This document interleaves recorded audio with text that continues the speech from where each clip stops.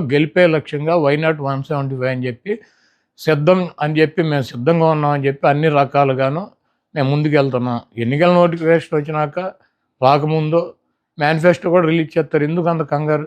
తప్పకుండా జగన్మోహన్ రెడ్డి గారు ఒక మాట చెప్తే ఆ మాటకు కట్టుబడి ఉంటాడు. ఆయనకి విశ్వసనీయత ఉంది. ఆయన చెప్పినటువంటి మాట నిలబెట్టుకుంటాడు అన్నటువంటి నమ్మకం ఉంది ప్రజలకి.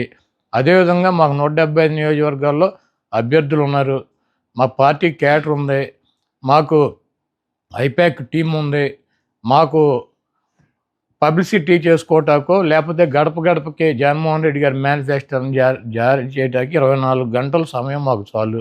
కాబట్టి మేనిఫెస్టో జగన్మోహన్ రెడ్డి గారు రిలీజ్ చేస్తారు. వెయిట్ చేయండి. చంద్రబాబు గారు సచివాలయాన్ని కూడా తాకట్టు పెట్టేశారని అంటున్నారు. ఈ రాష్ట్రంలో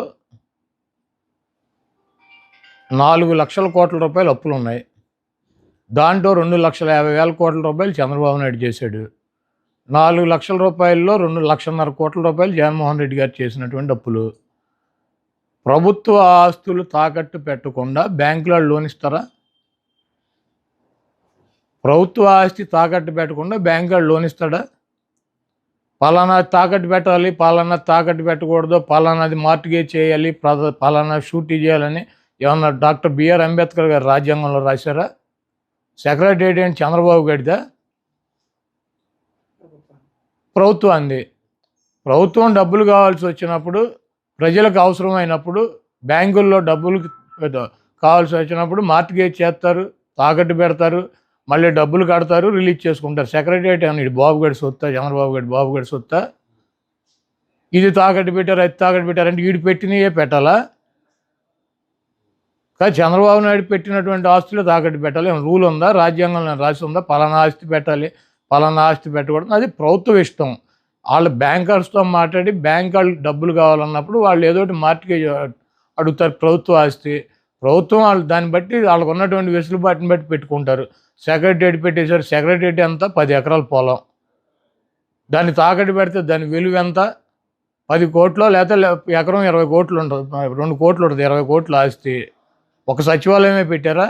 నువ్వేం పెట్టలేదా గతంలో? ఈ చంద్రబాబు నాయుడు అనేవాడు ఒకటి చిల్లర రాజకీయ నాయకుడు. ఆయన చేస్తే సంసారం, పక్కన వాళ్ళు చేస్తే వ్యభిచారం అని చెబుతాడు. కాబట్టి ఇటువంటి చంద్రబాబు లాంటి 420 మాటలు ప్రజలు పెద్ద పట్టించుకునే పరిస్థితులు లేరు.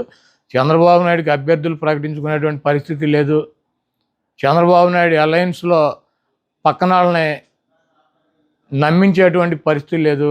ఆ ఓట్ బ్యాంకు ట్రాన్స్ఫర్ అయ్యేటువంటి పరిస్థితి లేదు. నేను ఒకటే అడుగుతున్నా, చంద్రబాబుని సమాధానం చెప్పమానండి.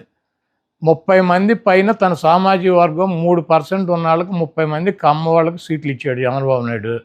పవన్ కళ్యాణ్ అడ్డం పెట్టుకొని కాపులు ఓట్లు గంపగుత్తగా వేయించుకోవాలని ప్రయత్నం చేస్తున్నాడు. 20% పైన ఉన్నటువంటి సామాజిక వర్గానికి ఆయన ఇచ్చిన సీట్లు అన్నీ 24గా? ఆయన కులానికి ఇచ్చుకున్నటువంటి 30 సీట్లు ఆయన ఇచ్చేసుకున్నాడు ఆయన పార్టీలో. మరి 20% సామాజిక వర్గం ఉండి వాళ్ళ ఓట్లతో గెలవాలని చెప్పి ప్రయత్నిస్తున్నటువంటి చంద్రబాబు పవన్ కళ్యాణ్కి ఇచ్చే సీట్లన్నీ 24గా? దాంట్లో అసలు 10-14 సీట్లు తెలుగుదేశం పార్టీ పోటీ చేసినా ఓడిపోయేటువంటి డిస్పోజల్ సీట్లు ఇచ్చాడు. ఇవన్నీ ఆ సామాజిక వర్గం గమనించట్లేదా?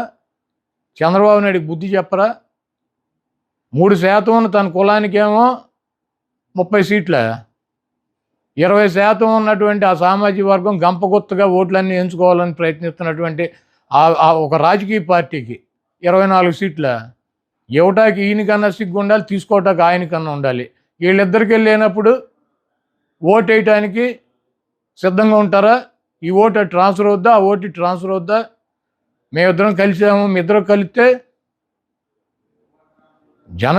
జనసేన పెట్టింది రాజ్యాధికారం కోసం అని చెప్పాడు పవన్ కళ్యాణ్ గారు. ఎప్పుడు కమ్మ రెడ్డి వాళ్ళేనా అధికారంలో ఉండేది? SC, ST, BC, minority